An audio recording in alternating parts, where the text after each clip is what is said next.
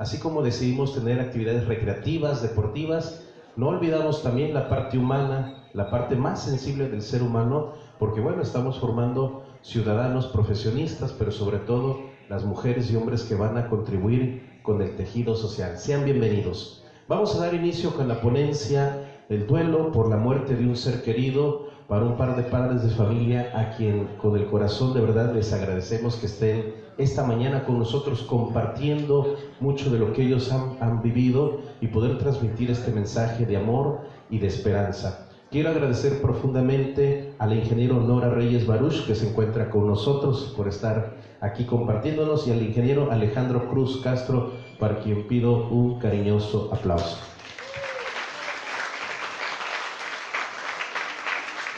Y desde luego, a quien ha hecho todo esto posible en coordinación con nuestros compañeros académicos y administrativos, a nuestra directora general, la licenciada maestra Mayra Sánchez García. Maestra, gracias por estar con nosotros. Y bueno, les cedo el micrófono para dar inicio a esta plática que va a ser muy enriquecedora para todos ustedes. Bienvenidos. Buenos días, queridos alumnos y maestros administrativos que en esta mañana nos encontramos reunidos. Hoy vamos a celebrar la vida. El tema es un tema ciertamente sensible, pero hoy quiero celebrar con ustedes la vida. Por favor, les pido, nos pongamos de pie, ¿sí? Un momentito. Y vamos a darle un fuerte, fuerte aplauso a nuestro ser querido que nos está viendo desde el cielo. Vamos a aplaudirles y a celebrar la vida de Karime Cruz Reyes, quien ha hecho posible que su madre y su padre estén de pie hoy ante Dios y ante la sociedad, cumpliendo con su misión y su objetivo. Muchas gracias. Gracias a los padres que han dejado ir un ángel y saben que está en el cielo. Gracias a los hijos que han dejado ir a un padre, a una madre y saben que desde allá los están mirando.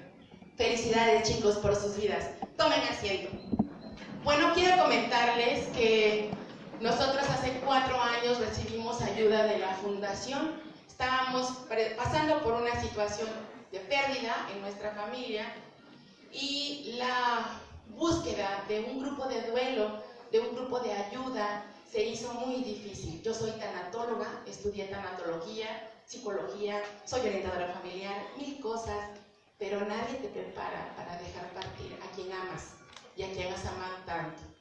Entonces, la primera ayuda que recibí fue de ustedes. Muchísimas gracias, y esta es la forma en que la vida nos une para decirles que tienen una misión ciertamente en la vida, que encontramos consuelo y que encontramos el apoyo en aquella ocasión cuando más lo necesitábamos. Y esta es una gran bendición, muchachos. Ustedes pueden contar con un par de padres que han transformado su experiencia dolorosa en un carisma para la sociedad, en un don, que es estar cercanos a las gentes que lloran terriblemente por la ausencia física de un ser querido, de un hijo. Dicen que no hay nombre para ese dolor. Que cuando pierdes un esposo, pues es tu ex esposo. Cuando pierdes un novio, es tu ex novio, una ex novia. Pero tú nunca vas a tener un ex hijo. Siempre vas a ser padre de ese niño vivo, y también cuando tienes que dejarlo ir, un niño que ha muerto, físicamente muerto, pero en tu corazón siempre honrando su vida y agradeciéndole al Creador la oportunidad de haber sido parte de ese ser humano, y que ese ser humano se queda para siempre grabado en nuestros corazones. Así que, muchachos, sin más palabras y habiéndole dado gracias al Creador por la vida de cada uno de nosotros, cedo el micrófono a la ingeniera Nora, que nos hace el favor de hablarnos del tema. Gracias, Nora.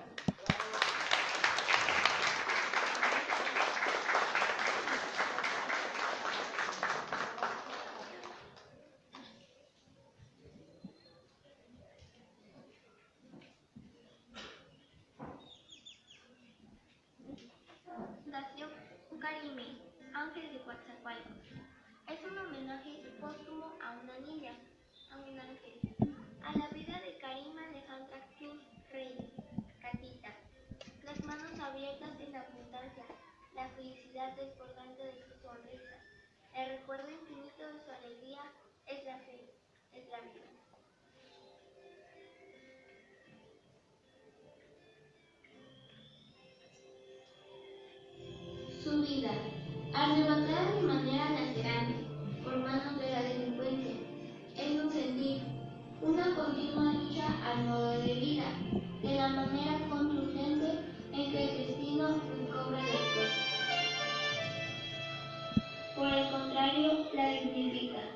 lo convierte en ente de apoyo, en una luz en donde se refugien los corazones desbaratados, en un apoyo para almas agobiadas.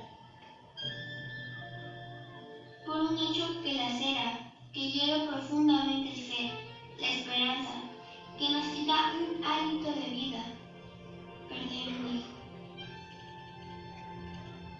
Con esa herida abierta y conociendo el dolor que deja la partida de un hijo, la huella indeleble, marcada para siempre en la vida de padres, familiares, amigos. Es así como surge Fundación Carime, Ángeles de Coatzacoalcos, como una respuesta de que la eternidad es infinita, de que el dolor y la tristeza se pueden transformar en amor y alegría.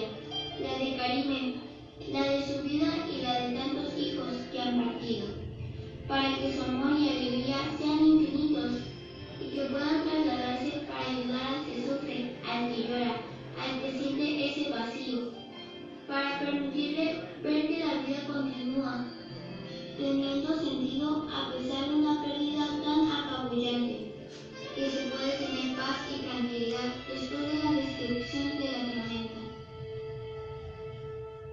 En Fundación Carime nos hemos reunido con muchos amigos y nos hemos propuesto como misión comprometernos a reintegrar a los padres en duelo a una vida plena de sentido, a promover e impulsar de manera permanente actividades con apoyo profesional que brinden alivio y consuelo a padres que han perdido un hijo, contribuyendo de esta manera al proceso de aceptación, sanación y reincorporación social de sus padres, así como de sus familiares y amigos.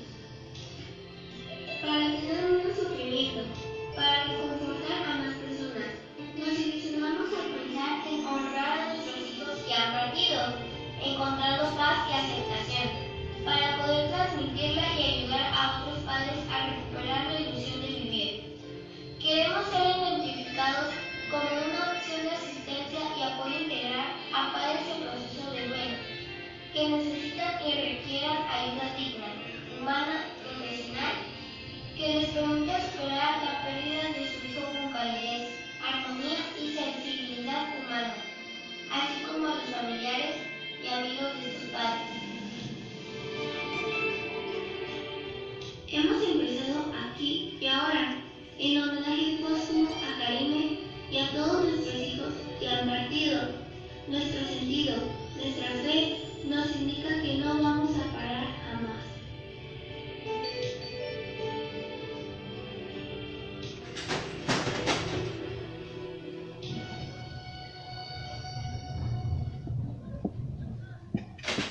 Muy buenos días. En verdad, qué palabras tan bonitas para presentarnos, porque ha sido la mejor presentación que hemos dado a lo largo de estos casi 5 años de que iniciamos con la Fundación. Que sean pláticas, muchísimas gracias. Y bueno, hoy les quiero hablar de algo, jóvenes. Me preguntaban si iba a poner diapositivas, digo, si está dirigido a jóvenes, creo que ya como que están medio hartos de tanto estar pasando diapositivas y leyendo. Quiero hacer una plática con ustedes, una plática pero muy personal. Quiero que se sientan libres de hacer preguntas, de cuestiones, porque sobre todo me remonto a aquella época en la cual yo no sabía ni siquiera lo que significaba la palabra tanatología. Es más, ni siquiera sabía que existía esa palabra. Y entonces digo, bueno, si yo hubiera sido joven, o a mi hijo, que es de los más críticos conmigo, ¿qué me hubiera gustado escuchar en una charla? Y entonces pensé en este tema, en el duelo, pero por la muerte de un ser querido, no nada más de un hijo. Y entonces empezamos con una reflexión acerca de lo que son las pérdidas, ¿verdad? ¿Quién no ha tenido una pérdida en la vida? ¿Quién? Bueno, pero ¿qué es una pérdida? Porque podemos perder y perdemos, digamos, todos los días. Diario se nos desgasta la piel. Tuvimos nuestra primer pérdida cuando nacimos y dejamos el vientre materno, ¿sí? Pero eso no nos ocasionó un duelo. Una pérdida significativa es cuando dejamos de poseer algo o alguien el cual tiene para nosotros un valor real o simbólico, ¿sí? Pero también se habla de pérdidas cuando nunca poseemos aquello que deseamos, ¿sí? Por ejemplo, ustedes que están estudiando, que no lleguen a concluir su carrera, que la dejen a medio término por alguna situación, falta de recursos, quizás que lleguen a ser padres a esta edad, ¿verdad? Que alguna circunstancia, entonces nunca llegan a realizarse como profesionistas. Hay muchas mujeres que nunca pudieron ser madres, eso también es un duelo. Entonces, una pérdida significativa es cuando tú dejas de poseer ese algo o ese alguien que tenía un valor real, un simbólico. Y entonces vemos que hay niños que lloran muchísimo cuando pierden su juguete favorito, ¿verdad? ¿Sí? Y entonces decimos, ¿cómo lloras por eso? Son tonterías. No, no son tonterías, ¿sí? Él había establecido un lazo afectivo con ese objeto, entonces eso le va a ocasionar un duelo. Y entonces, cuando nosotros tenemos esa pérdida significativa, nos va a provocar un dolor, pero no del dolor que conocemos como cuando te golpean o te caes, te avientan un balonazo, es otro tipo de dolor, ¿sí? Es aquel sentimiento de lástima, pena o angustia, ¿sí? Que está provocado por alguna condición emocional o emotiva, ¿sí? Es diferente ese dolor, es diferente. Y entonces viene un proceso de duelo que es la respuesta natural que tu cuerpo, que tu mente, que tu alma va a dar a ese dolor, ¿sí? Y bueno, vemos que a lo largo de la vida vamos a tener diferentes pérdidas. Algunas son pérdidas de aspectos de nosotros mismos. Ustedes se dan cuenta cuando son niños y cómo van evolucionando a lo largo de la adolescencia, ¿sí? Van adquiriendo, su cuerpo va adquiriendo otras formas, van dejando otras formas, dejan los brazos de la mamá, van a pasar a los brazos del novio, de la novia, ¿verdad? Y bueno, esos son también, bueno, con la edad algunos empezamos a perder la vista, la audición. Esas son pérdidas de aspectos de nosotros mismos. Hay pérdidas de objetos externos, cuando nos roban, que está tan de moda, ¿verdad? Cuando perdemos el empleo también, ¿sí? Hay otro tipo de pérdidas, pérdidas emocionales, cuando terminamos una relación amorosa, ¿sí? Pero también cuando dejamos de llevarnos con un gran amigo, o cuando ese amigo o esa amiga se va a otra ciudad, esa es una pérdida emocional. Tenemos otro tipo de pérdida, que es una pérdida por demás dolorosa, que es la pérdida de la vida, ¿sí? Y esa pérdida de la vida se va a diferenciar de todas las demás pérdidas. ¿Por qué? Por su intensidad, por la intensidad de las emociones y por lo definitivo de esa pérdida. Un objeto lo puedes recuperar. Quizás si no hiciste una carrera puedes ponerle empeño. Ustedes han visto noticias de gente a los 60 y tantos años que vuelven, que empiezan a estudiar y acaban. Pero la pérdida de la vida es algo definitivo. Jamás, jamás va a regresar esa persona contigo. Nunca. Y entonces entras a ese proceso que se llama duelo. El duelo es el proceso de adaptación emocional ante una pérdida significativa. ¿Quién había escuchado hablar del duelo? Aparte de la maestra que es tanatóloga, de a ustedes jóvenes, ¿alguien había escuchado hablar del duelo? ¿Sí? De las etapas por las que pasamos. ¿Saben que una de las situaciones más difíciles del duelo, cuando una persona muere, al menos hay 10 personas afectadas alrededor? Y de esas 10, quizás a 3 se les va a complicar el duelo. Y una de las principales causas es el desconocimiento de todo ese proceso, el desconocimiento de cómo puedes hacer para que tu trayecto por ese túnel de dolor, de angustia, de oscuridad, no sea tan largo, ¿sí? Jamás. El duelo, hay que tener en cuenta, el duelo no es una enfermedad. Eso hay que tenerlo bien en cuenta. El duelo no es una enfermedad y por lo tanto no necesitas que te mediquen. Al contrario, es una reacción que tiene tu cuerpo para amortiguar ese impacto que acabas de tener con la noticia de que perdiste a tu ser querido. Es algo reactivo, por lo tanto no necesitas medicamento. El duelo no es una enfermedad, es un proceso normal, ¿sí? Después de una pérdida significativa, ¿sí?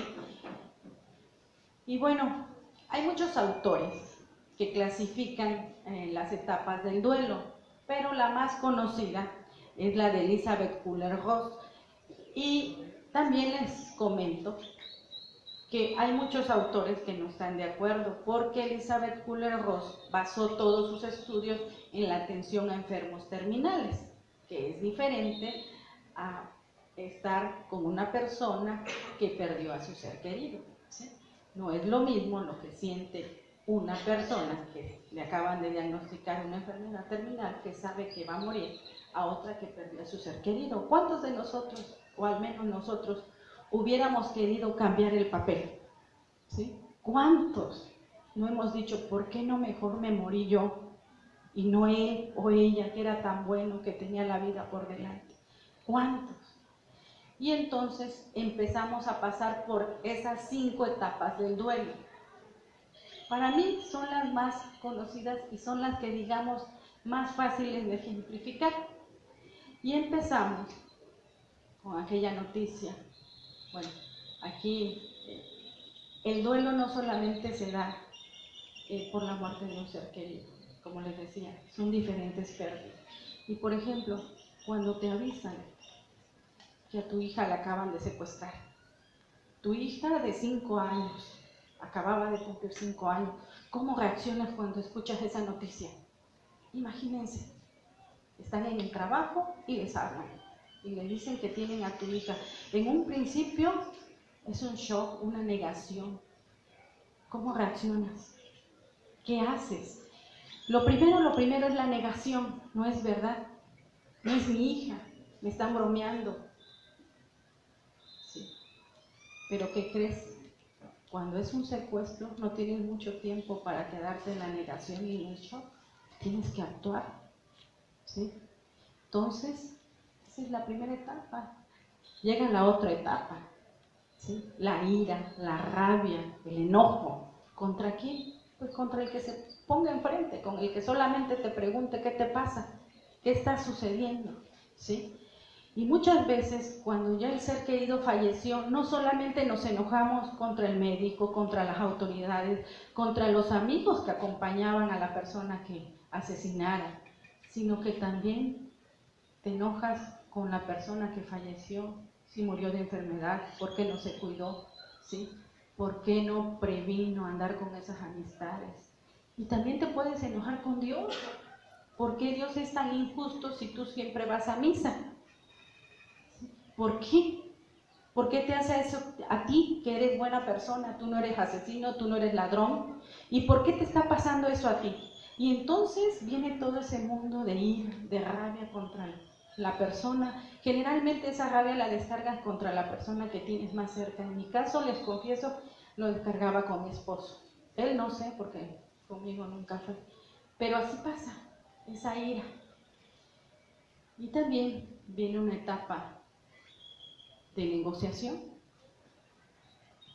En esa etapa de negociación, muchas veces pensamos que tú vas a negociar, en el caso de los que están enfermos, o cuando te avisan que tu familiar está enfermo, o que tuvo un accidente y está en el hospital, que tú te pones a decir, Diosito, mira, si me lo salvas, me voy a portar bien, voy a destinar todos mis ahorros, o voy a destinar a la fundación tanto, voy a hacer esto, voy a hacer el otro, me voy a portar bien, le voy a obedecer a mi mamá, ¿sí? Ya no voy a ser infiel, me voy a quedar con mi esposa, ya no voy a tener más hijos, etcétera, etcétera. Y empieza esa negociación con Dios, ¿sí? Empieza negociación también con los secuestradores. Por favor, te doy lo que quieras, pero no les hagas daños, no las lastimes, ¿sí? Pero también hay una parte, cuando ya murió, que tú negocias, ¿para qué? Para que ya no toque a otro ser querido, ¿sí? O sea, ya se fue un hijo mío, por favor, yo ya me porto bien, ya hice una fundación, ya no me toques a los demás, ¿sí? Ya no quiero que te lo lleves, ¿eh? ni a mi marido que se vaya a enfermar o algo, no, ni a mí. O sea, ya pagué mi culpa, ya por favor, hasta ahí quédate. Esa es la otra negociación, ¿sí? Por conservar lo que tienes.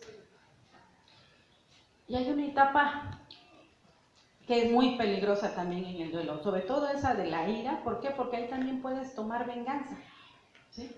Puedes irte a lo fácil y convertirte en lo mismo que odias, en asesino, en ladrón, ¿sí? Y bueno, hay otra etapa, ya van 3 etapas. Viene la 4ª etapa, que es la tristeza o depresión profunda. Entonces hay que tener mucho cuidado con esa tristeza. ¿Por qué? Porque esa es como un pulpo que te puede envolver. Tienes que tener mucha actitud para salir de él.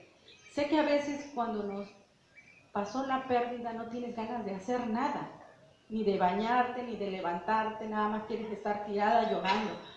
Pero ahí entra un amor hacia ti, por favor, tienes que hacerlo. No tienes que dar y salir corriendo, hacer grandes cosas, pero un paso a la vez, un pasito. Por favor, al menos levántate. Si no te quieres bañar, peínate, cámbiate de ropa. En verdad, eso es algo que nos ayuda mucho. Tienes que tener algo de actitud, porque si no, el pulpo te envuelve y te va a jalar y va a ser más difícil que salgas. Es muy común que luego nos consulten, oiga, es que fíjese que está muy mal mi prima, mi hermana, mi mamá, todos los días se la pasa llorando y no quiere comer, come muy poquito, duerme mucho o no duerme. Y le digo, ¿y qué tiempo tiene que falleció tu ser querido? No, pues apenas 3 días. Entonces dice, ¿cómo es posible que juzguemos tan duramente a la gente que ha perdido un ser querido? ¿Sí?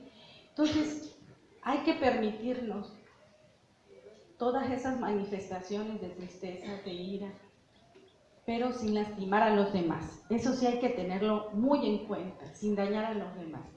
Y finalmente llega otra etapa, que es la aceptación, ¿sí?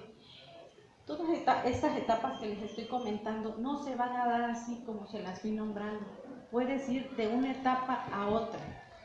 El duelo es para atravesarse, no para estacionarse. Entonces te vas a estar moviendo de una etapa a otra hasta que finalmente llegues a lo que es la aceptación. Cuando tú llegas a una aceptación real, auténtica y verdadera, ya no te vas a regresar, ¿sí? Ya no vas a regresar a tener ese odio hacia Dios, hacia la gente que la lastimó, ¿sí? Hacia los médicos, tampoco. Ya llegaste a esa aceptación real, verdadera, ¿sí? Auténtica. Cuando tú llegas a esa etapa de aceptación, ya estás en paz. Puedes empezar a recordar a tu ser querido, ¿cómo? Con amor, con mucho amor, con mucha tranquilidad, sí, con nostalgia. Todavía duele. Mi hija hubiera cumplido 10 años el 23 de mayo. Entonces duele. ¿Quién dice que no duele? Claro, te queda eso. Pero ya no es ese llanto desgarrador que te daba en los primeros meses. Ya no te desbordas en llanto. Ya la puedes recordar con una sonrisa, ¿sí? Ya puedes ver el video sin llorar, sin que te duela. Bueno, entonces llegas ya a esa etapa de la aceptación. Y uno dice, bueno, ya me dijiste todas las etapas del duelo. Y aquí hay mucha controversia porque muchos autores te invitan y te dicen que tú vas a atravesar por todas estas etapas, pero pues que te quedes ahí y las etapas van a ir pasando, ¿verdad? Pero mucha gente pregunta, ¿cómo le hago para salir de esto? ¿Cómo le hago para volver a sonreír, para volver a disfrutar sin culpa? Porque cuando estás en duelo no te permites disfrutar, ¿sí? Y aquí hay algo que casi no se habla, ¿no? Por ejemplo, entre los padres que perdimos un hijo, ¿cómo son las relaciones sexuales después de la pérdida? ¿Sí? ¿Cómo? La mujer no quiere placer y el hombre es su forma de sacar su sentimiento, de desbordarse, mientras que para la mujer es algo difícil porque ella no se quiere permitir ni un placer. No nos podemos permitir ni un pastelito ni algo rico que nos haga sentir felices porque sentimos culpa. No queremos sentir placer porque pensamos que nuestro ser querido ya no lo puede disfrutar. Y entonces, ¿qué hacemos? Nos castigamos nosotros mismos, ¿sí? Y no nos permitimos ningún placer. Acabo de estar en un congreso de padres en duelo en la Ciudad de México, que es un congreso nacional que se realiza cada año, y hicieron un taller así, denominado las relaciones sexuales después del duelo o durante el duelo. Y créanme que el taller lo tuvieron que cerrar porque ningún padre se atrevió a ir. Y no se atrevió a ir, porque nosotros como padres sabemos que sí hay problemas durante el duelo, pero es muy difícil, es un tabú hablar de eso.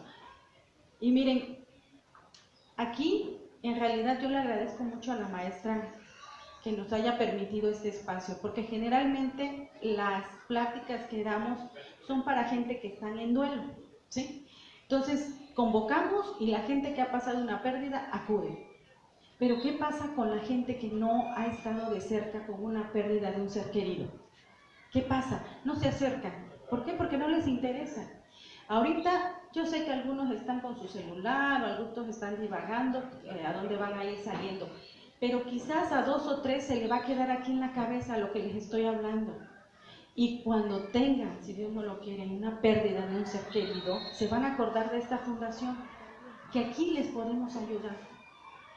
A nosotros nos han invitado una maestra de una primaria y me ha invitado como 4 veces, pero ¿qué creen? La directora 4 veces le cancela, porque dice que los padres se pueden molestar por este tipo de pláticas.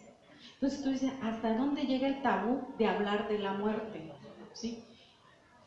Todos tenemos el conocimiento de que nos vamos a morir, ¿o no es cierto? Todos nos vamos a morir, pero no somos conscientes. ¿Por qué? Porque seguimos peleando, enojándonos.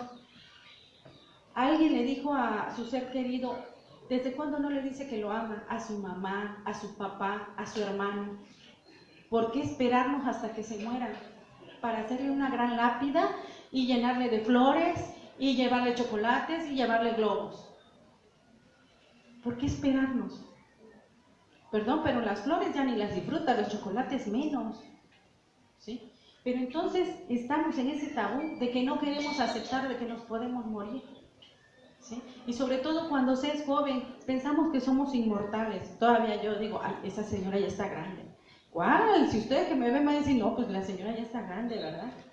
Y así nos las llevamos, postergando vivir y vivir plenamente. Quizás algunos ahorita se están riendo, ¿verdad?, de lo que estoy diciendo. No.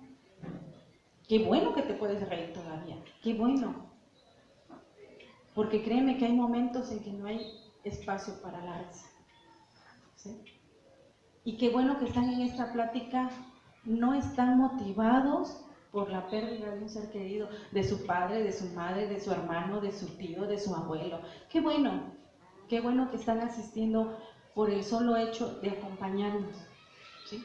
Porque creo que ninguno está aquí a fuerza. Espero. Bueno. ¿Cómo? ¿Sí? Bueno, de lo dado y no pedido, pues lo rescatado, chicos. Así que vamos a tratar de hacer en esta plática. Hasta aquí ya les platiqué qué es el duelo, ¿sí? Ya les platiqué qué son las pérdidas, cuándo es una pérdida significativa, cuáles son las etapas del duelo. ¿Alguien tiene una pregunta? Con confianza. Ahorita ya vamos a entrar a otro tema. ¿Nadie? ¿No? ¿Nadie? Wow, la verdad estoy muy emocionada porque me invitaron y no me invitaron, como acaba de decir usted, y sinceramente estoy muy conmovida, estoy muy en shock, estoy mal. Yo tuve una pérdida de una hermana, a cual la mató su esposo y se mató él. Estoy mal. Me ha movido, ahora sí, parte de todo mi cuerpo. de todas mis emociones. He confrontado mi vida sola. Con la injusticia hay mucha gente que se mete en mi vida, en mi trabajo. Ayer justamente estaba yo llorando porque estaba yo en un trabajo al cual me hicieron partícipe de ya no más mañana. Muchas gracias por todo.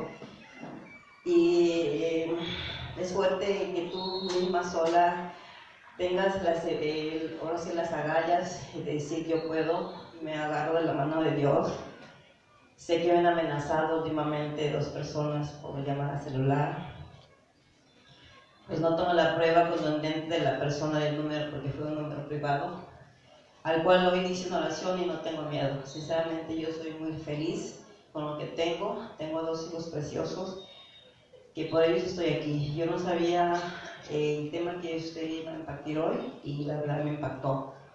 Tuve una amiga que me invitó a escuchar lo que es tanalogía. Eso, créanme que Dios es perfecto. Él me trajo aquí, tengo todo mi cuerpo mal emocionalmente, con muchas ganas de salir gritando y llorar. Pero yo puedo, yo sé que puedo con la mano de la ayuda de Dios. Y hace unos días veía yo a la maestra directora de ese único, que no tenía yo mucho gusto de conocerla, pero el tema que dio en su escuela, la verdad también me impactó. La manera en que habla, la manera en cómo ayuda a la gente. A mí me fascina ayudar a la gente, pero a veces esos miedos de no salir de tu casa y de querer dar amor a la gente, como yo, como tú, que sufrimos, es algo muy difícil, porque si das un abrazo te rechazan y pues es fuerte, ¿no? Eso es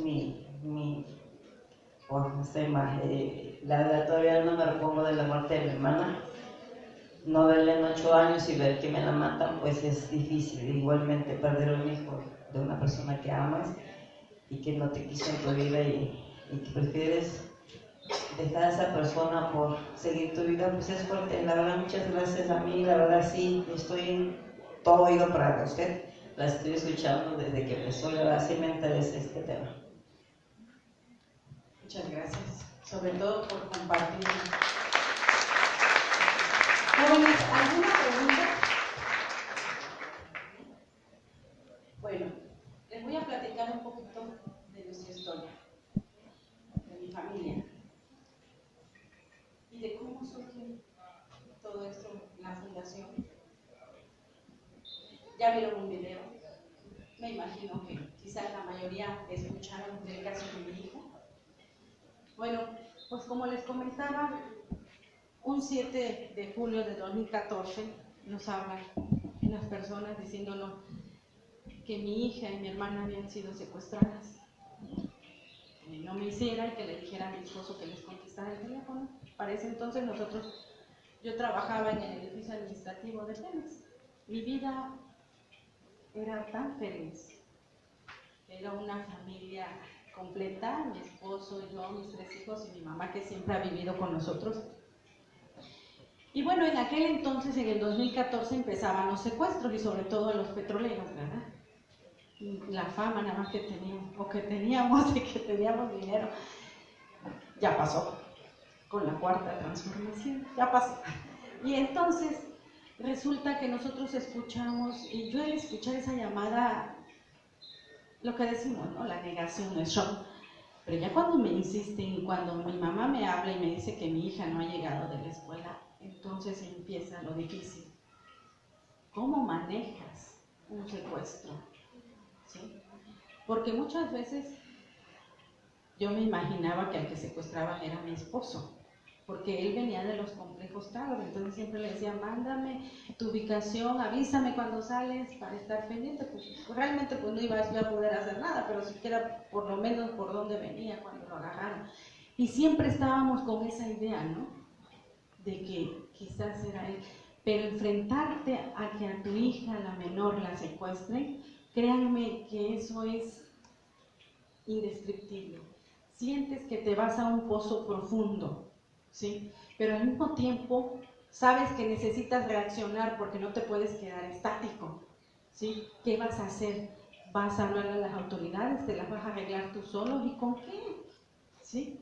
Díganme ustedes, ¿quién tiene guardado ya a estas alturas dinero para una emergencia de ese tipo? Yo creo que ya nadie, ¿no?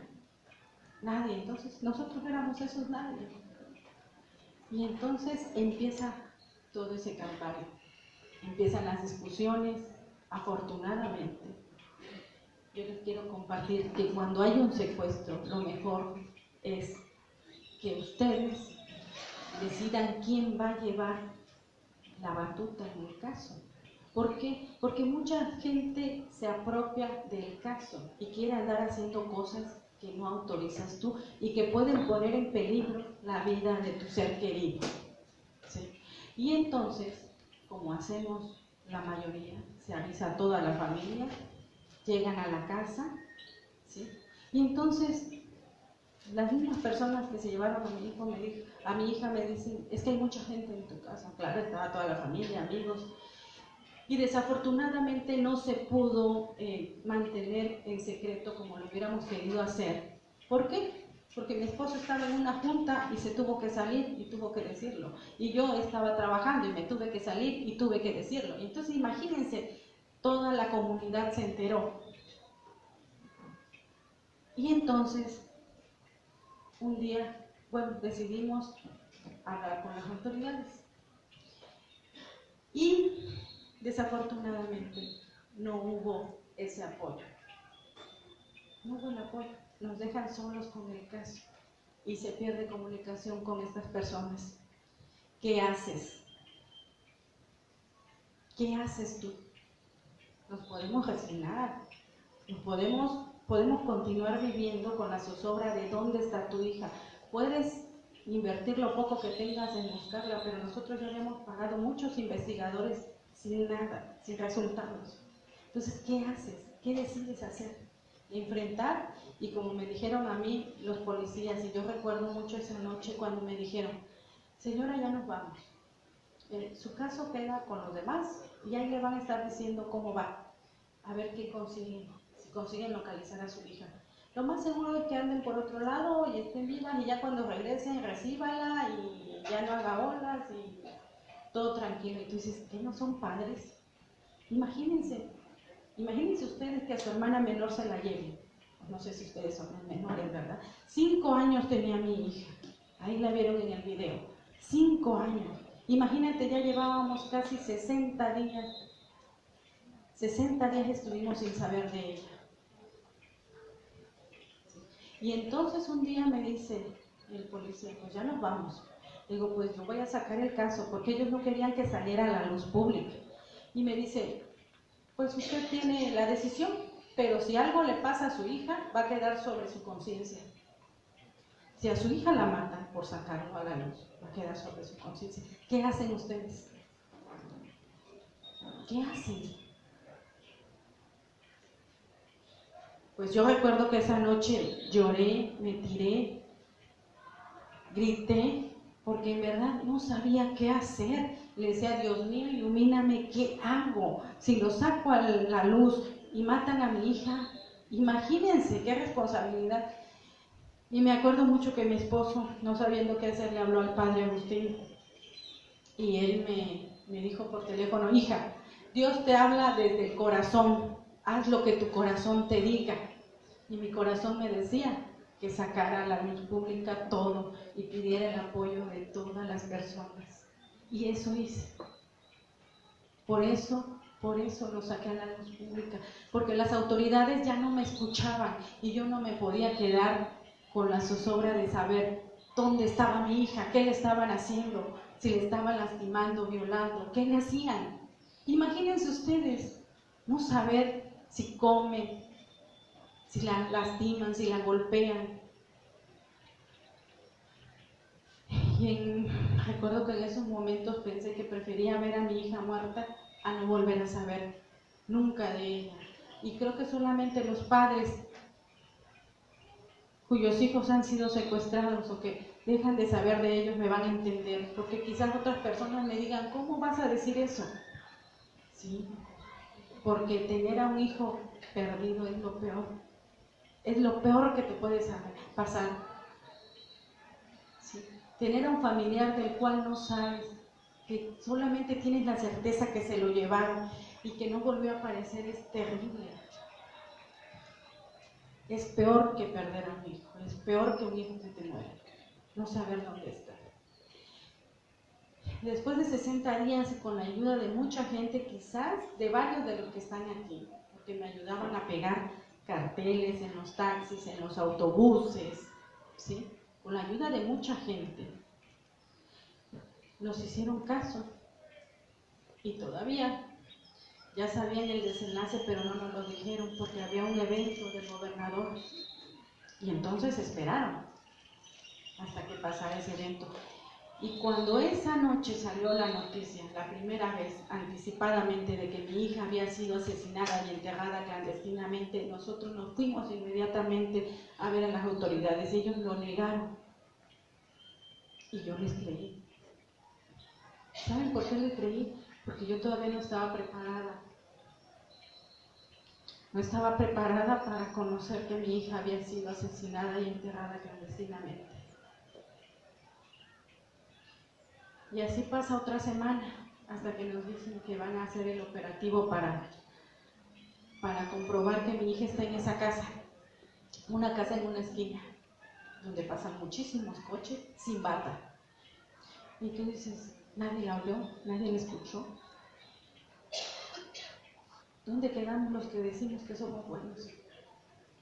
No lo sé, pero ahí estaba enterrada. Y entonces viene la verdad, la cruda realidad. Mi hija fue asesinada y enterrada clandestinamente. Nos dicen que ya no se puede reconocer por el tiempo que pasó enterrada. Y entonces nos toman muestras de ADN, nos cortan cabello, nos toman muestras de saliva. Y después de eso, todavía dicen que no nos van a entregar lo que quedaba de mi hija, que nos vamos a esperar. Era un viernes, a las 5 de la mañana, ya casi eran las 6, que nos los iban a entregar hasta el lunes, porque tenían que hacer pruebas para verificar que efectivamente era ella. Yo recuerdo que en aquella ocasión me derrumbé y le supliqué, casi me arrodillé a decirle a esa persona, era una mujer, que tuviera piedad de nosotros y que ella nos entregara el cuerpo de mi hija. Pues como a la 1:30, casi a las 2 de la tarde nos hablan, ya habían hecho todos los arreglos y ya estaba en Casa Marán. Y les voy contando todo esto porque quiero que sepan todo lo que nos lastima la gente cuando vamos a un sepelio o a un funeral. Empieza a llegar la gente y había una sala privadita que se llenó con quién sabe quién. Gente que yo ni conocía, que ya estaba ocupando la sala. El caso es que cuando yo me quise ir a sentar un rato y estar a solas, no pude porque estaba ocupada. Y entonces todavía tienes que andar viendo que los refrescos, que los bocadillos para la gente que está ahí acompañándote, ¿sí? Que hay gente que sí te acompaña de corazón y hay otra gente que nada más va de dinero. Y bueno, yo veía mi esposo derrumbado, mi mamá peor y mis hijos tratando de disimular. Y me van a decir, ya se acabaron los refrescos, ya se acabaron los sándwiches, mucha gente, ¿qué vamos a hacer? Y entonces, ¿qué tienes que hacer? Te tienes que levantar de donde estás cerca de las cenizas de tu hija y te tienes que atravesar toda la sala para ir al camino a Casa Marán, hasta donde está la cafetería de Casa Marán. Y entonces salgo y veo a toda la gente, unos riendo, otros hasta bromeándose, pegándose. Y sales y vas viendo cómo todos te voltean a ver. Y yo en esa ocasión dije, a mí no me van a ver derrotada. No lo van a lograr. Esa fue la primera vez que lo dije. Cuando vi a toda esa gente riéndose, me lo dije, a mí no me van a ver derrotada. Voy a salir de esto. Y fui y le dije a la señorita que por favor atendiera y que le diera todo lo que necesitaba, que nosotros íbamos a pagar. Me hizo firmar los papeles y ya no volví a salir. Les digo, hubo gente que yo vi que estaba, un maestro de mi hija, estaba en un rincón solo, orando. Y cómo me conmovió saber que a mi hija, aparte de su familia, había gente que la amaba. A ese maestro le tengo un eterno agradecimiento por el simple hecho de estar orando. Y oraba por nosotros, por mi familia. Hubo mucha gente que nos ayudó mucho ese día. ¿Sí? Hubo personas que se acordaron de darle de comer a mi mamá y a mis hijos. ¿Sí? Y pasa el otro día, hubo unas personas, 2 señoras con las que yo no llevaba gran amistad, pero que llegaron a las 5 de la mañana, y tú dices, ¿quién va a ir a un velorio de alguien que no conoces a las 5 de la mañana a acompañar? O sea, yo les agradezco infinitamente. Y bueno, pasa todo eso, y ya pasó la adrenalina de la búsqueda. Fueron días intensos de lucha, ¿sí? Yo estaba convencida de que mi hija estaba viva y que me la iban a entregar viva, porque ya era mucha la presión de la gente, de los periodistas que se hicieron amigos. Pero no pasó así. ¿Qué pasa después de que te confirman ya la muerte? Ya pasaste 60 días buscándola, ¿sí? Y ahora, ya, acabó todo. Murió, la mataron. ¿Qué sigue? ¿Qué sigue después de eso? ¿Qué crees? Tienes que volver a la vida. Tienes que volver a ir a trabajar. Tienes que pagar lo que no habías pagado, ¿sí? Tus hijos tienen que asistir a la escuela. Tú tienes que ir a trabajar, ¿sí? Y entonces viene lo más difícil. Aprender a vivir en un mundo en el que ya no está ella. ¿Cómo le haces? ¿Cómo te incorporas de nuevo a esa vida, sabiendo que ya no está tu nena más chiquita?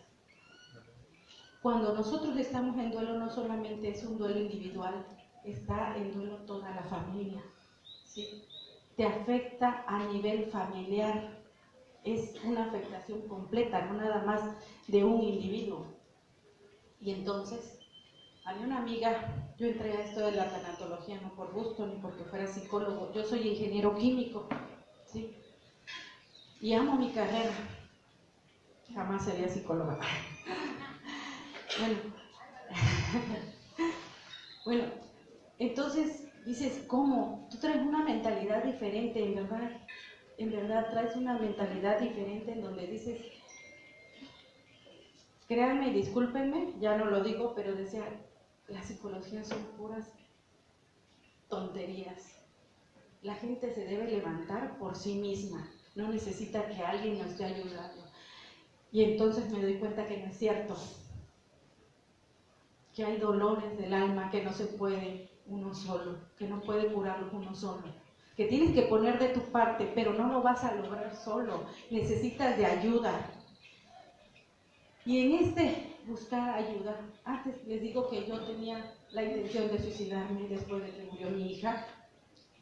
Era un dolor tan insoportable que yo veía las pastillas que nos dieron en la clínica para dormir, que estaban completas porque nunca las tomamos, y los calmantes, y decía, subí un vaso de agua y decía, ya me las voy a tomar, mañana me las voy a tomar. Gracias a Dios nunca lo hice, nunca lo hice.